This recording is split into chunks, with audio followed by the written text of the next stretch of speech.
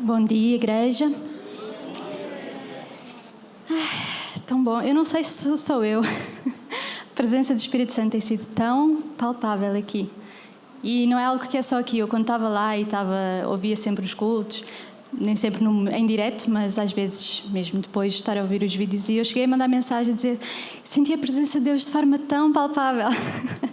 Não sei se calhar sou eu. Estou mais sensível. Mas muito bom estar aqui. Trago-vos saudações dos nossos irmãos do sul da Ásia. Como sabem, não posso estar a dar muitos detalhes aqui por causa do direto, mas apesar da oposição, apesar das pressões, apesar das prisões, de tudo o que eles têm enfrentado, a Igreja continua a crescer. Não só em número, Deus tem acrescentado, mas em maturidade. Ver realmente irmãos tão apaixonados e viverem de verdade o Evangelho. Enche o nosso coração. E muitos deles, na verdade, pediram especificamente que eu mandasse saudações, que eu dissesse que eles vos amam, que eles amam a Igreja em Portugal e que eles querem servir de testemunho e edificar a vossa fé também e encorajar-vos. Então, passo a dar esse recado. Vamos começar em oração, pode ser? Vamos fechar os nossos olhos. Espírito Santo, como é doce a tua presença. Obrigada por tudo que já tens feito, por tudo que já tens falado, por tudo que já tens ministrado aos nossos corações de tantas formas esta manhã. Nós queremos dispor-nos, abrir o nosso coração para que sejas tu a ministrar também através da tua palavra. Enquanto abrimos a tua palavra, que fales ao nosso coração, cada um, aquilo que precisa ouvir, seja falado. Deus, vem ungir os lábios que falam, mas os ouvidos que ouvem também, Deus. Vem preparar a terra do nosso coração. Vem falar connosco, vem ministrar. No nome de Jesus. Eu hoje queria partilhar um pouco convosco acerca precisamente da importância da comunhão com o Espírito Santo, deste revestimento de poder. E eu não combinei nada com o grupo de louvor, mas parece que as músicas foram todas escolhidas a dedo.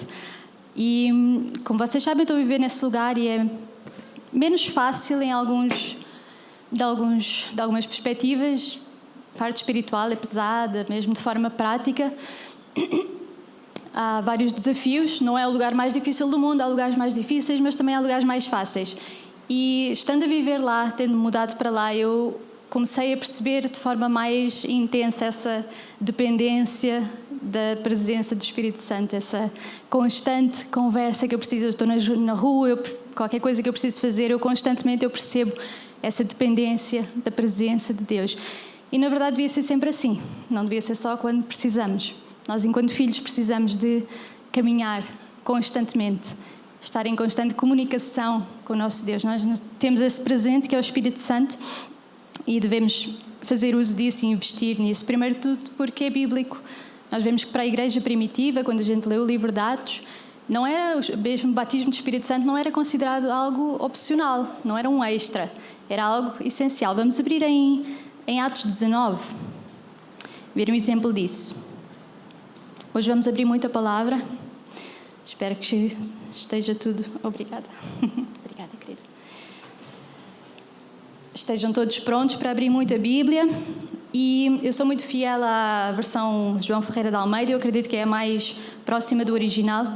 Mas a dada altura, quando já lemos durante 20 anos as mesmas palavras...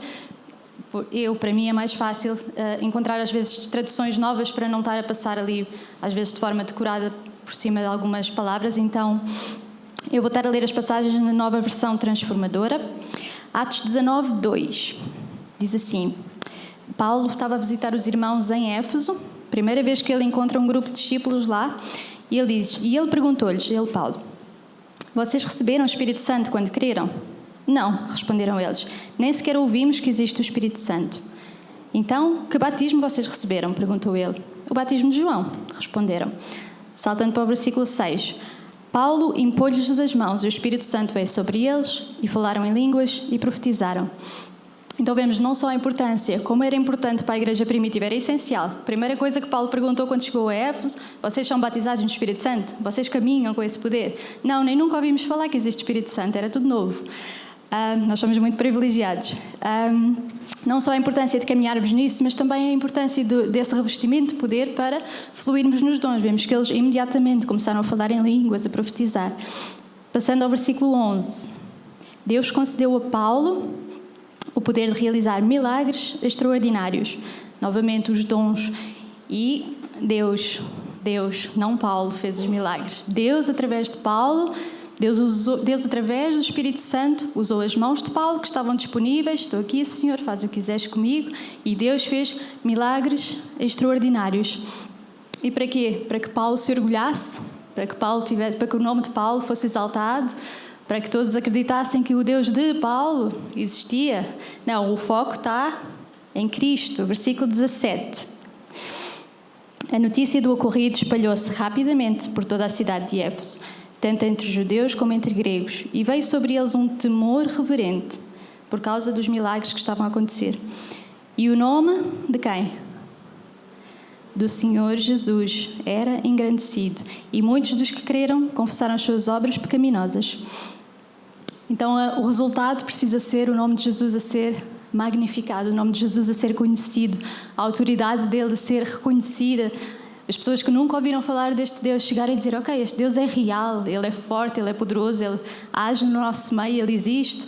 Precisa de ser este o resultado dos milagres e das coisas maravilhosas. E através disso, o povo chegou ao arrependimento. Eles confessaram os seus pecados, eles chegaram a Cristo. Salvação. Então, esse precisa de ser o foco do ministério. E no lugar onde eu estou a viver, especialmente naquela cidade, o Evangelho está muito reprimido. Nós sentimos realmente como umas gotinhas no oceano. Somos muito poucos, é muito difícil. Em todo lado nós encontramos tudo contrário.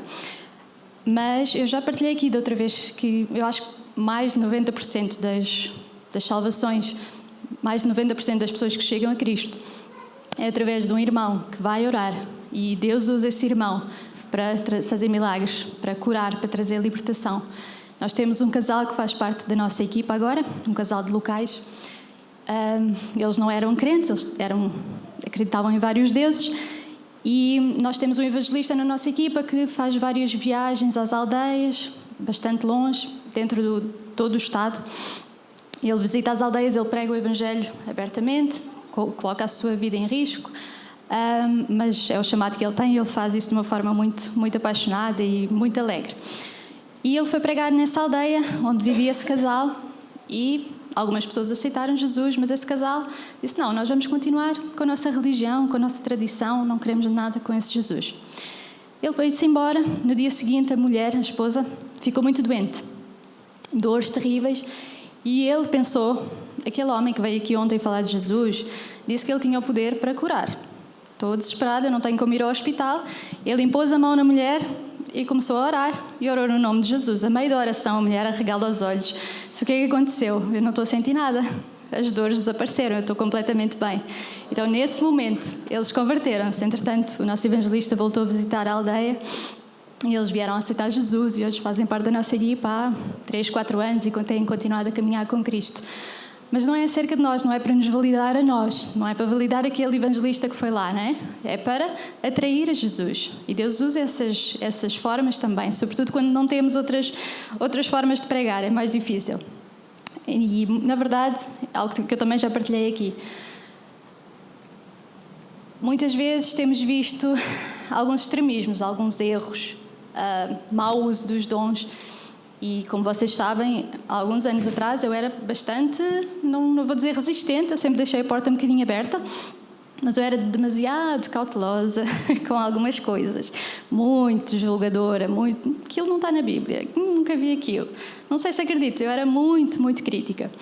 E nós precisamos ter cuidado, claro que sim, e a Bíblia ensina-nos a examinar tudo à luz das Escrituras. Precisamos ter esses cuidados, mas também não podemos rejeitar a verdade e tudo aquilo que está revelado na palavra por medo, porque alguém usou de forma errada, não é? Se nós estivermos firmados na palavra, se nós conhecermos aquilo que Deus revelou aqui, nós estamos guardados, nós não precisamos ter medo. Então, quero incentivar-vos também a abrirem o vosso coração, se não têm estado, para o mover de Deus. Se vocês lerem os Evangelhos, se vocês lerem os livros, se lerem as epístolas, Paulo fala tanto acerca dos dons e do batismo com o Espírito Santo.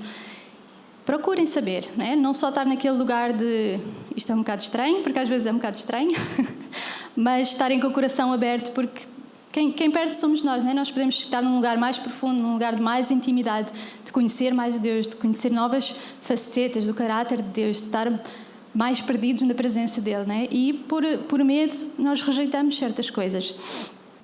E, na verdade, tem havido... A minha percepção é que, isto não falando aqui para a igreja, mas no geral, né? Entre o movimento carismático, pentecostal, o que queiram chamar, parece que tem havido uma separação entre a palavra e entre o mover do Espírito. E nós precisamos caminhar com isso junto. Nós não podemos dividir, né? Nós, enquanto carismáticos ou pentecostais, nós precisamos aprender o zelo pela palavra, o zelo por estudar a palavra, por ler a palavra.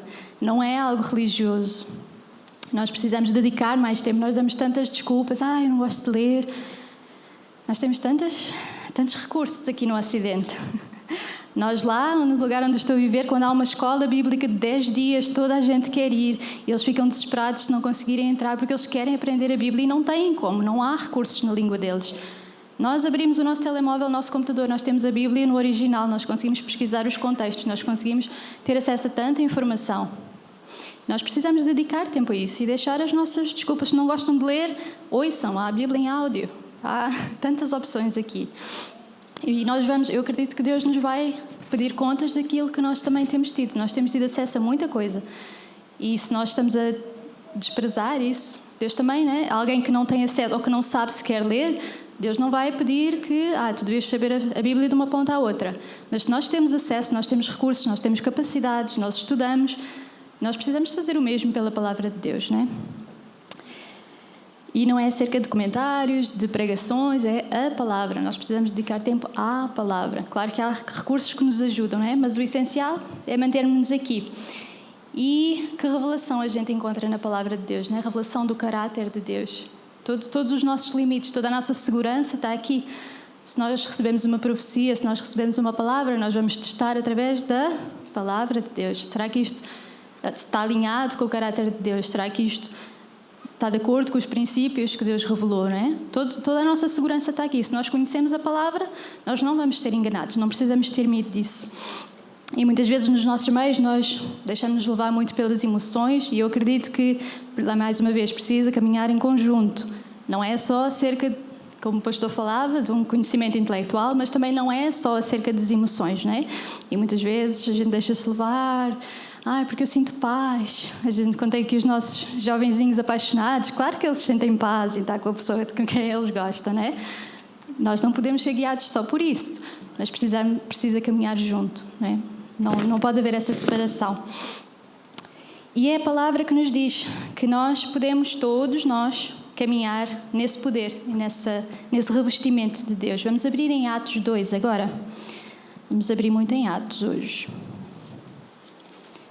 Atos 2, versículo 38.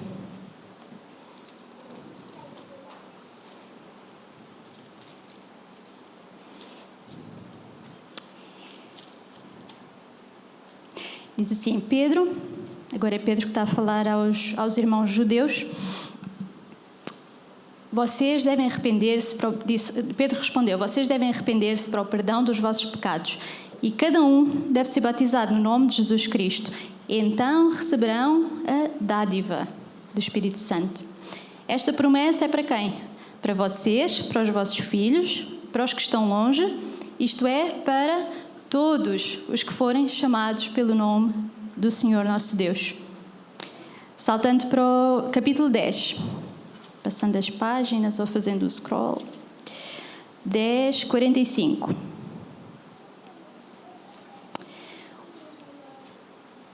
Atos 10, 45. Os discípulos judeus que acompanhavam Pedro ficaram admirados de que o dom do Espírito Santo também fosse derramado sobre os gentios. E aqui uma à parte, cada vez que eu vejo aqui a palavra, e Romanos fala muito sobre isso, sobre Deus alcançar os gentios, eu sinto-me tão privilegiada, tão honrada, porque Deus tinha um plano para Israel e Ele não precisava de nos incluir. Ele continuava a ser Deus, Ele continuava a ser justo e continuava tudo dentro do plano que Ele tinha, mas Ele decidiu alcançar as nações, Ele decidiu alcançar-me a mim. Ele decidiu fazer um plano onde não só Israel cabia, mas os gentios também.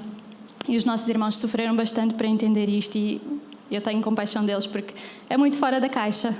Parece que ia contra tudo aquilo que a lei falava.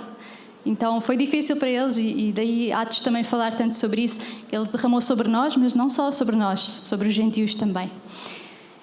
Graças a Deus por um Deus que alcança quem nós achamos que não merece. Atos 11:15, a mesma coisa. Não precisam abrir. Pedro está a contar aquilo que tinha acontecido com Cornélio. Quando comecei a falar, o Espírito Santo desceu sobre eles, sobre os gentios, como ocorreu connosco no princípio. Então foi exatamente igual. E não há nada na palavra que nos mostre que aquilo que aconteceu com a igreja primitiva, de alguma forma, terminou. Não há nada. E se vocês têm dúvidas sobre isso, podem estudar 1 Coríntios, capítulos 12 a 14, fala muito sobre isso. E eu digo-vos de um lugar de quem já passou por isso. Eu estudei muito esses capítulos com o coração de tentar perceber realmente, será que é para hoje? Será que não houve ali uma mudança? Porque às vezes parece que com o tempo alguma coisa mudou, mas a palavra deixa claro que a dispensação é a mesma, nós devemos continuar a desejar e a caminhar no poder do Espírito Santo. Nós temos acesso a esse, vocês não sei se repararam, eu tentei aqui enfatizar. Pedro fala sempre a dádiva do Espírito Santo, o dom do Espírito Santo. Nós temos acesso a este presente. Eu esta semana tenho estado a ler Lucas, e em Lucas 11 Jesus fala que nós que somos maus, nós sabemos dar bons presentes aos nossos filhos, quanto mais Deus não dará o quê? O Espírito Santo àqueles que pedirem. Então é um presente que Deus nos dá. Como é que vocês acham que Deus se sente se Ele entrega algo tão especial, algo tão precioso, algo que os santos do Velho Testamento não tinham e que nós temos acesso?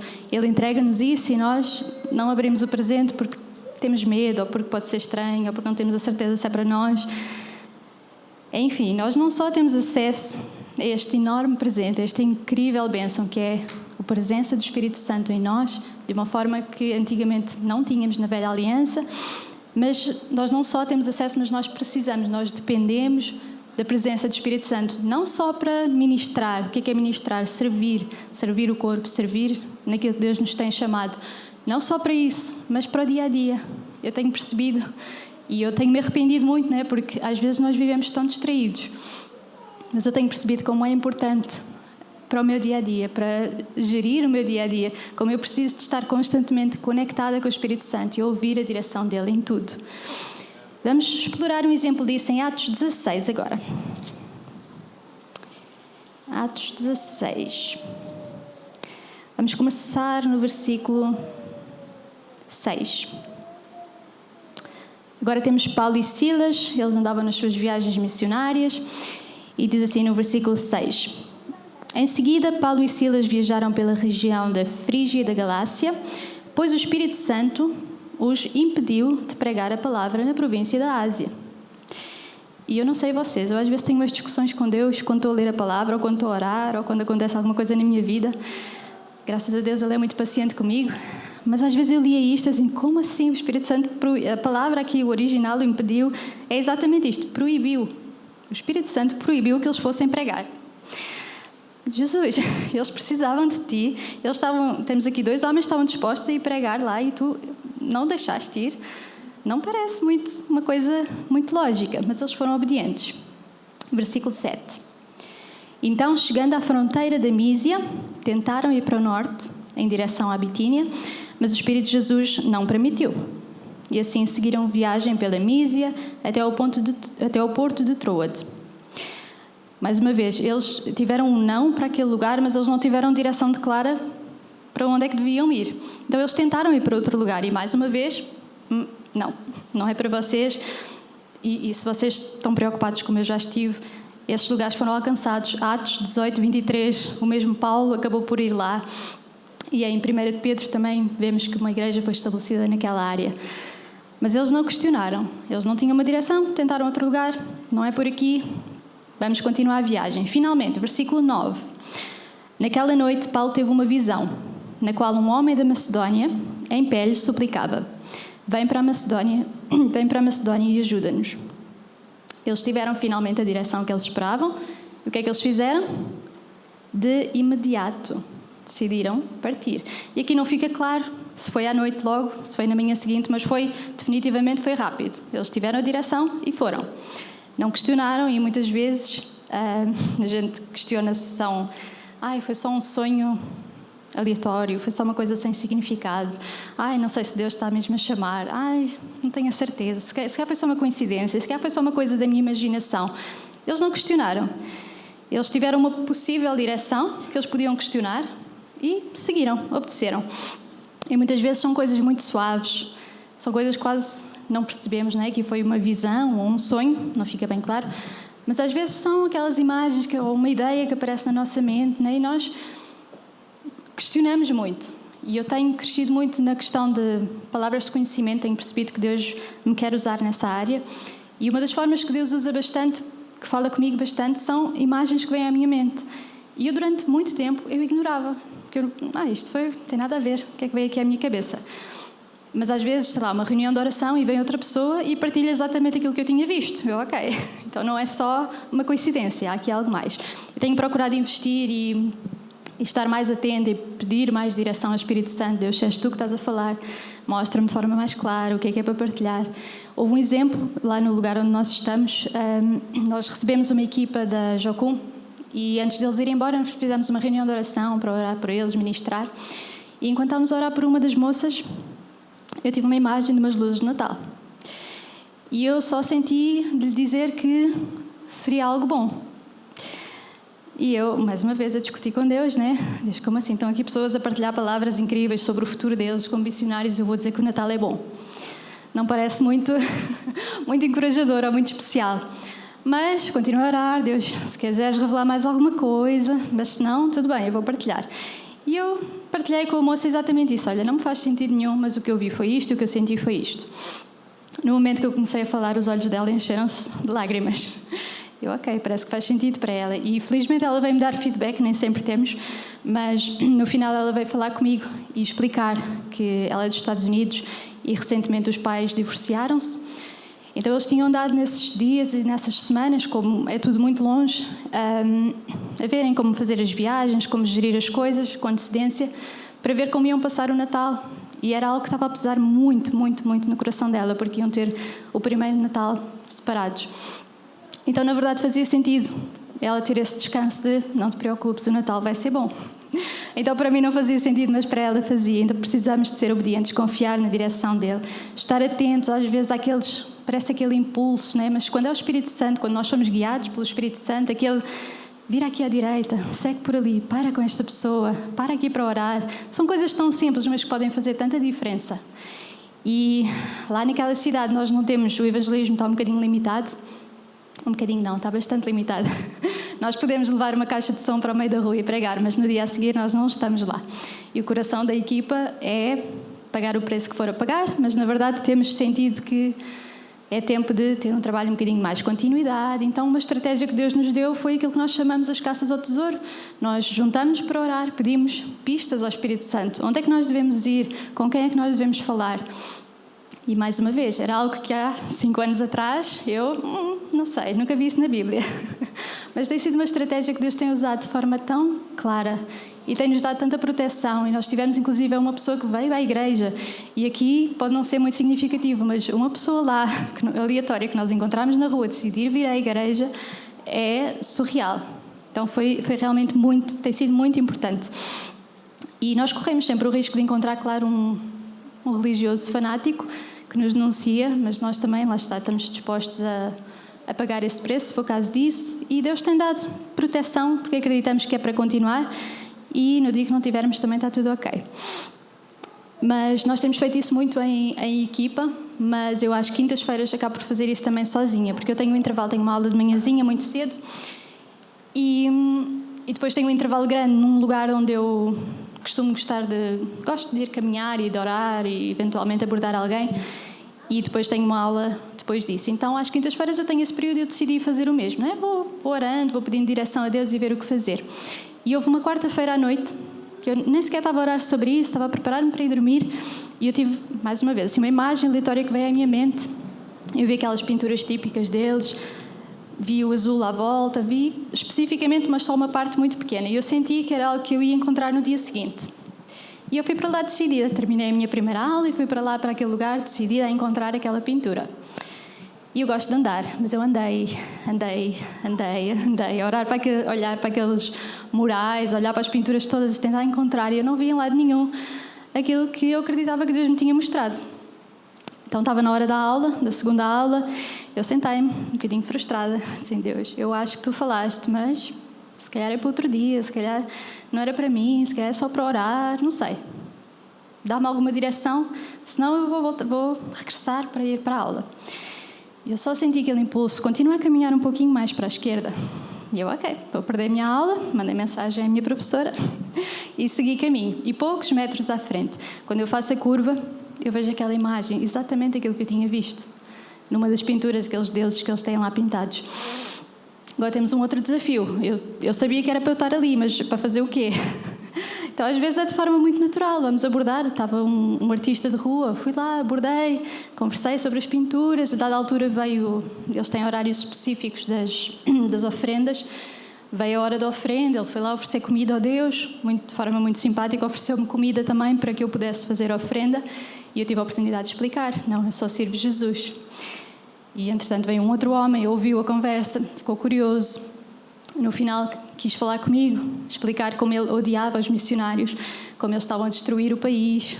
A verdade é que eu acabei a orar por ele. Ele estava com um problema no pé, cheio de dores, e ele permitiu que eu orasse no nome de Jesus. E ele acabou a dizer, não houve ali nenhuma conversão maravilhosa, que eu saiba, mas ele acabou a dizer que foi muito impactado pela minha fé em Jesus. Então, eu tenho pedido muito que eu seja esta pecinha no puzzle, né? Se calhar não acontece nada de muito extraordinário naquele momento, mas pode ser uma das peças no puzzle da vida daquele homem. Eu acredito nisso. Então, precisamos de confiar na direção de Deus. Vamos continuar aqui, Atos 16, versículo 13. Então, eles concluíram que Deus os convocou, e aqui é só especulação minha, né? Mas eu acredito que eles pensaram, ok, vamos para a Macedónia, mas para onde? Que cidade da Macedónia? Nós não conhecemos lá ninguém, né? Com certeza deve ter havido dúvida, mas eles decidiram obedecer e obedeceram de imediato. E lá chegaram, versículo 13, no sábado, saímos da cidade e fomos à margem do rio, onde esperávamos encontrar um lugar de oração. Sentámos e começámos a conversar com algumas mulheres ali reunidas. Mais uma vez, algo muito natural, não tinham nenhum plano, estavam ali umas mulheres reunidas, eles sentaram-se a conversar com elas. Uma delas era uma mulher temente a Deus chamada Lídia. Uma mulher. Podem dizer comigo, uma. Da cidade de Tiatira, comerciante de tecido de púrpura. Enquanto ela nos ouvia, o Senhor abriu-lhe o coração e ela aceitou aquilo que Paulo estava a dizer. Foi batizada junto com a família, saltando para o versículo 16. Certo dia, então parece que eles passaram algumas semanas, alguns dias ali, enquanto íamos ao lugar de oração, veio ao nosso encontro uma escrava. Possuída por um espírito pelo qual ela predizia o futuro. Com as suas adivinhações ganhava muito dinheiro para os seus senhores. Ela dizia a Paulo e a nós, gritando, estes homens são servos do Deus Altíssimo e vieram anunciar-vos como podem ser salvos. Isso continuou por vários dias até que Paulo, indignado, voltou-se e disse ao espírito dentro da jovem, eu ordeno o nome de Jesus Cristo que saias dela. E no mesmo instante o espírito deixou-a. Então, às vezes, eu olhava para o texto e eu pensava, Deus, tanto trabalho de impedir estes homens, não vão para ali, por duas mulheres e as famílias, mas pronto, por um grupo pequeno de pessoas, né? E eu acho interessante também que no sonho aparecia um homem a pedir ajuda. Então, pode ter sido algo que eles tenham questionado. Onde é que está aquele homem da Macedónia a pedir-nos ajuda? Não vamos falar com estas mulheres. Não, eles usaram as oportunidades que tinham para partilhar o Evangelho. E através deste início, entretanto, começou uma igreja naquele local. E muitas vezes é um trabalho também de persistência, né? Muitas vezes nós lemos o livro de Atos ou os Evangelhos e vemos milagres a acontecer e milhares de pessoas, 3.000 pessoas salvas, mas aquilo não estava a acontecer todos os dias. Claro que houve um mover maravilhoso, mas isto é só o resumo dos grandes acontecimentos, né? Então, não era todos os dias 3.000 pessoas, todos os dias pessoas a serem ressuscitadas naqueles lugares, né? Aconteceu muito, mas também às vezes ficamos com aquela percepção que é constante. Aqui foi um grupo pequeno de pessoas, né? Um dia um grupo de mulheres, um dia uma mulher foi liberta, mas a importância da persistência. Mas até aí tudo ok, eles foram para lá por um grupo pequeno de pessoas. Agora o que acontece depois? Versículo 23. Depois de serem severamente açoitados, foram lançados na prisão. O carcereiro recebeu ordens para não os deixar escapar, por isso colocou-os no cárcere interno, prendendo-lhes os pés ao tronco. Outra vez, né? Deus, como assim? Eles esforçaram-se tanto para te obedecer. Eles foram ao lugar que tu deixaste claro que era para eles irem, e depois de verem meia dúzia de pessoas a chegarem a Jesus, são presos. E não foram presos de qualquer forma, foi presos com os pés ao tronco, no cárcere mais... o pior que eles lá tinham, provavelmente. Mas eles não se queixaram. Vocês sabem a história de Paulo e Silas. E qual foi o resultado disso? Versículo 25. Por volta da meia-noite, Paulo e Silas oravam e cantavam hinos a Deus, e os outros presos ouviam. De repente houve um forte terremoto, e até os alicerces da prisão foram sacudidos. No mesmo instante, todas as portas se abriram e as correntes de todos os presos soltaram-se. Versículo 30. Então ele, o guarda, levou-os para fora e perguntou: Senhores, o que devo fazer para ser salvo? E eles responderam: crê no Senhor Jesus e tu e a tua família serão salvos. Então pregaram a palavra do Senhor a ele e a toda a sua família. É uma história fácil? Não. Mas é uma história linda. E o que eu acho tão lindo, e se virem aqui no verso 37, eles foram libertos. Houve aquele terremoto. Paulo e Silas podiam simplesmente ter fugido. E às vezes, estou-me a lembrar do exemplo de Pedro, né, que ele foi liberto da prisão e foi guiado por um anjo para sair da prisão. Mas Paulo e Silas sentiram que deveriam ministrar ao guarda da prisão, ao carcereiro. Então eles passaram a noite a ministrar. Eles não fizeram uso da liberdade que eles ganharam através do milagre que viram. Eles sentiram: ok, nós fomos libertos, mas vamos continuar aqui. Eles passaram a noite com aquele homem, eles acabaram por ser batizados, noite a ministrar, e não usaram o milagre. Não devemos usar os dons, os milagres para o nosso benefício, mas sim para o avanço do reino. Era mais importante que aquela família fosse alcançada do que Paulo e Silas serem libertos, porque eles corriam o risco, no final, ok, eles ainda estão aqui, então vamos prendê-los novamente. Não aconteceu, mas podia ter acontecido, eles não sabiam. Então, o que é que nós fazemos com os dons que Deus nos dá, com este dom do Espírito Santo? Qual é que deve ser a nossa postura? Efésios 5, 18. Vamos abrir. Efésios 5, 18. Não se embriaguem com vinho, pois isso vai levar-vos ao descontrole. Em vez disso, sejam cheios do Espírito Santo. Não é só, claro que nós dependemos de Deus, mas não é só que Deus vai fazer alguma coisa para nós sermos cheios. Nós devemos ser cheios, nós devemos buscar. Sejam cheios do Espírito Santo. Façam alguma coisa para que Ele vos encha.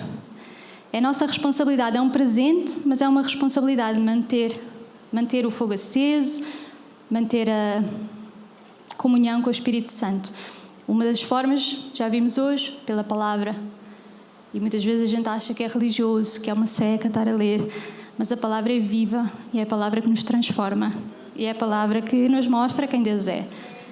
E há uns tempos eu li o testemunho de um monge tibetano. Vocês calhar não têm noção de como é difícil alcançar o Tibete. Mas eu li o livro desse homem e ele foi convertido porque num hospital, ele estava muito doente e ele foi a um hospital e o médico era cristão. E o médico não partilhou o evangelho com ele, mas ele deu-lhe uma Bíblia. E aquele homem estava ali doente, no hospital. Ele começou a ler a Bíblia, ele começou a ser transformado, ele começou a perceber algo diferente. A Bíblia tem tanto poder, tanto. Passar tempo no secreto, passar tempo em oração.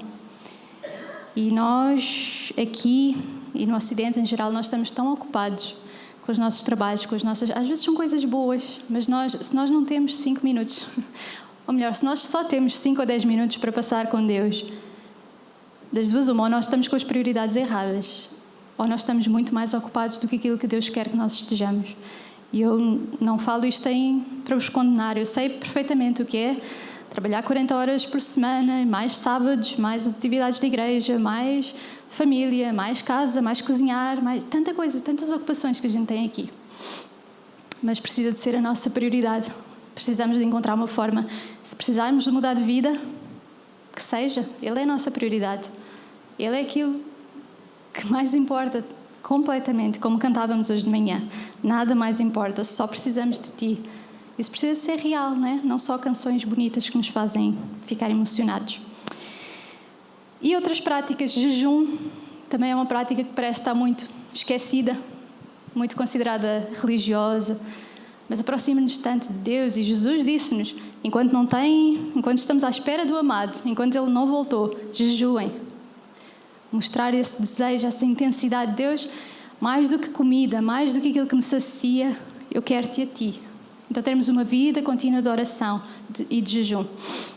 E outras coisas, comunhão com os outros, né? Comunhão com a igreja, como é importante sermos ministrados uns pelos outros.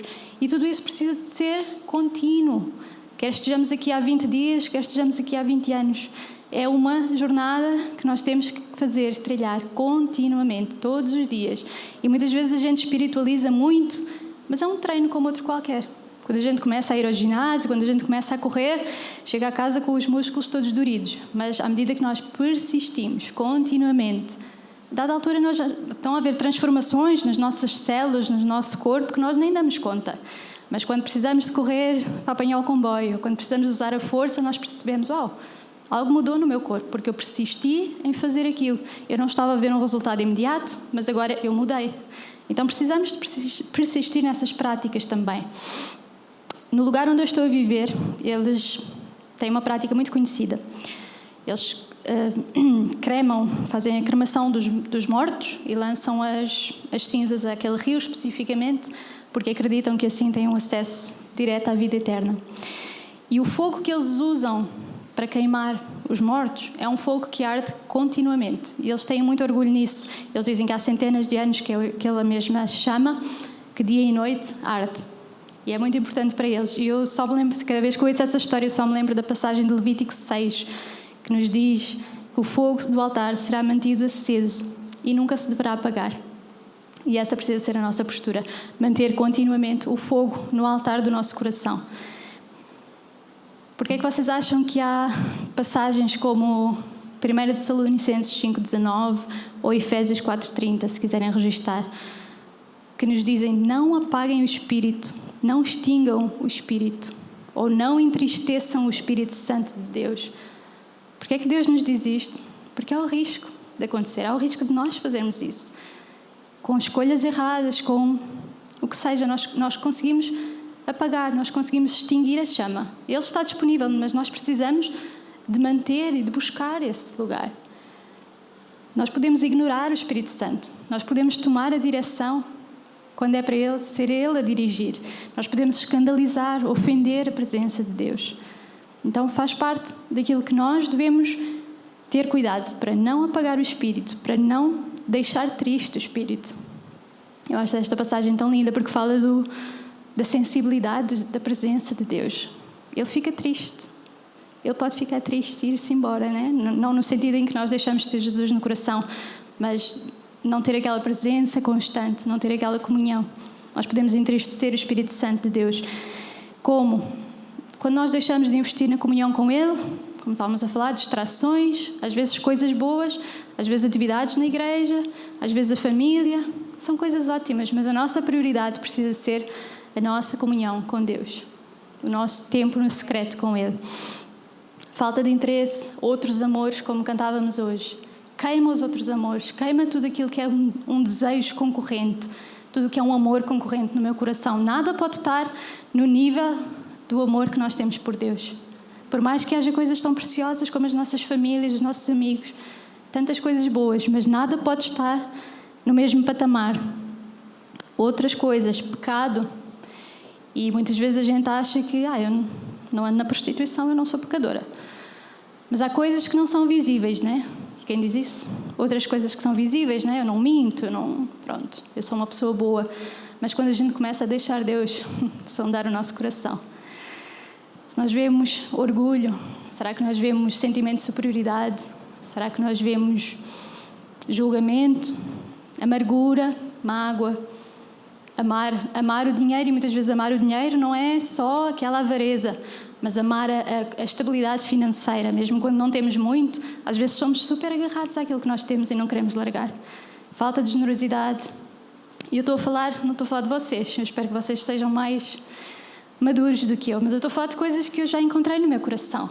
E não é fácil para uma pessoa que é perfeccionista e que quer estar tudo direitinho, diante de Deus mesmo. Eu sou assim super... Eu quero estar impecável. Eu quero ser aquela filha preferida. Mas Deus tem mostrado tanta coisa e nós precisamos ter essa humildade de abrir o nosso coração. Deixar que o Espírito Santo ministre. Deixar que o Espírito Santo transforme. Deixar que Ele limpe. Eu uma vez tive uma imagem e eu já estava numa fase em que eu... Tipo, ok, Deus, já percebi que eu não vou ser perfeita enquanto estiver aqui, mas quero que continues a trabalhar em mim. Uma vez eu tive uma imagem do meu coração e eu via como se fosse um labirinto e havia assim uns saquinhos de lixo espalhados. E o lixo estava muito bem atadinho, estava tudo muito bem arrumadinho, mas estava lá. E eu via Jesus a caminhar por aquele labirinto e a pegar os sacos de lixo. E aquilo... penetrou-se no meu coração. Nessa imagem, nesse sonho, nessa visão que eu tive, eu só dizia: Jesus, deixa que eu tiro. Tipo, por favor, Jesus, a recolher o lixo. Não, é demasiado baixo para ti, deixa que eu faço. E ele olhava para mim com aquele olhar, com aquele sorriso. E dizia: tu não podes. Deixa que eu posso. Então deixemos o Espírito Santo fazer aquilo que Ele pode fazer.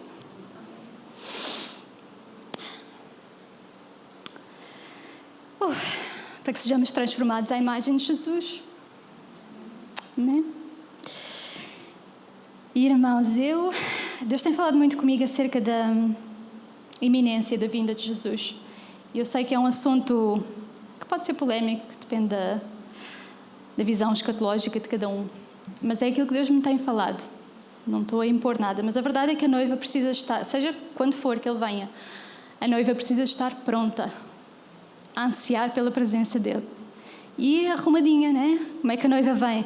Maquilhada, com os acessórios, pronta, bonitinha, no seu melhor, com o vestido puro. E nós precisamos procurar estar nesse lugar. E enche o meu coração pensar: se Jesus está quase a vir, eu vou ver o meu amado, eu vou ver aqueles olhos de fogo, eu vou ver o reino implementado, o reino de justiça, de retidão, que todos nós ansiamos por ver implementado nesta terra. Mas os tempos que vão anteceder a isso não vão ser fáceis. E nós precisamos realmente estar prontos e, mais do que nunca, buscar esta presença, buscar este fogo, buscar viver de forma intensa com Ele. Amém? Eu queria terminar só em oração, se o grupo de louvor puder subir.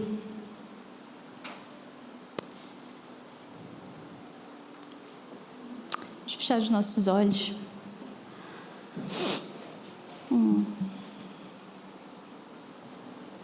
Espírito Santo, convidamos a Tua presença a continuar a ministrar aquilo que Tu queres ministrar.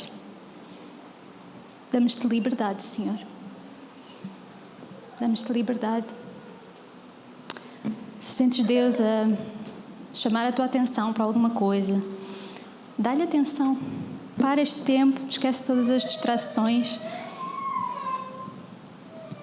e foca-te naquilo que Ele está a mostrar.